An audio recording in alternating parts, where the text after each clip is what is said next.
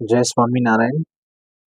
આજે વારંવાર ઘણા બધા ફ્રેન્ડ્સ લોકો પ્રશ્નો કરતા હોય છે. અંદરો અંદર વાત થતી હોય તો એ લોકો શેર કરતા હોય કે આપણે કોઈને ફોન કરીએ છીએ અથવા કોઈને મેસેજ કરીએ છીએ તો કોઈ આપણને ઇગ્નોર કરે છે તો એનું શું કારણ એમ. તો પહેલા તો એ પ્રશ્ન છે કે તમે એને જરૂર કરતાં વધારે સમય આપી દીધો છે અથવા જરૂર કરતાં વધારે એના રિસ્પેક્ટ કરી છે તમે. તો જેથી કરીને એને ખબર પડી ગઈ છે કે તમે એના ચરણોમાં પડી ગયા છો. તો એને ખબર પડી ગઈ સારી રીતના તમે એના ચરણોમાં પડી ગયા છો તો એ તમને પછી જેમ નાચે જેમ એને નચાવવું એમ તમને નચાવશે. તો પહેલા તો કેવું છે કે તમે પોતાની જાતને ઓળખો. આપણા શાસ્ત્રોમાં પણ વાત કરી છે, દરેક જગ્યાએ લખ્યું છે કે હું કોણ છું એ તમે ઓળખો પહેલા. તો તમે પહેલા ઓળખો કે હું કોણ છું અને હું શું કરી શકું છું. અભિમાન નથી કરવાનું, પણ સ્વાભિમાન હોવું જરૂરી છે જીવનની અંદર. અભિમાન ના કરાય ક્યારે પણ સ્વાભિમાન તો હોવું જોઈએ. હવે આજની યુવા પેઢી તો વોટ્સઅપ, ઇન્સ્ટાગ્રામ, ફેસબુકમાં એટલી બધી બિઝી છે કે એમને સહેજ બી સહનશક્તિ રહી નથી જીવનમાં.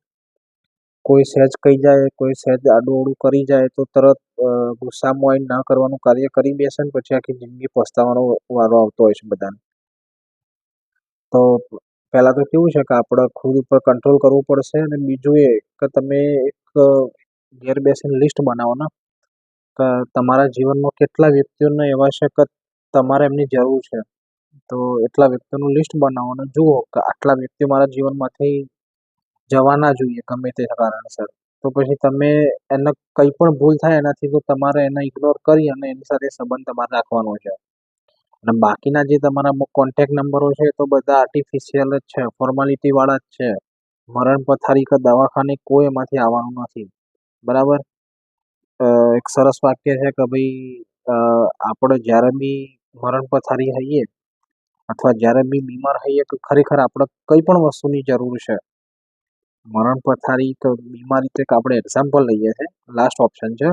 પણ જ્યારે બી આપણને કોઈની વસ્તુની જરૂર છે અથવા કંઈ પણની જરૂર છે અને એ ટાઈમ જે ખરો આવીને ઊભો રહે એ જ આપણો સાચો મિત્ર કે સાચો સગો હોય છે. બાકી બધા તો આર્ટિફિશિયલ હોય છે. તો તમે ચેક કરો કે તમારા દુઃખના સમયમાં કોણ તમારી જોડે હાજર હતું અને સુખના સમયમાં કોણ હાજર છે. તો એ ચેક કરો પહેલાં. અને બીજું કોઈને પણ એટલું બધું મહત્ત્વ ના આપો કે એના જવાથી કે આવવાથી તમારા જીવનમાં દુઃખ આવીને રહે. તમે કોઈ વ્યક્તિને 10-10, 15-15 મેસેજ કરો છો, 10-10, 20-20 કોલ કરો છો, એ ફોન નથી ઉપાડતા અને પછી તમે કલાકોના કલાક સુધી વેઇટિંગ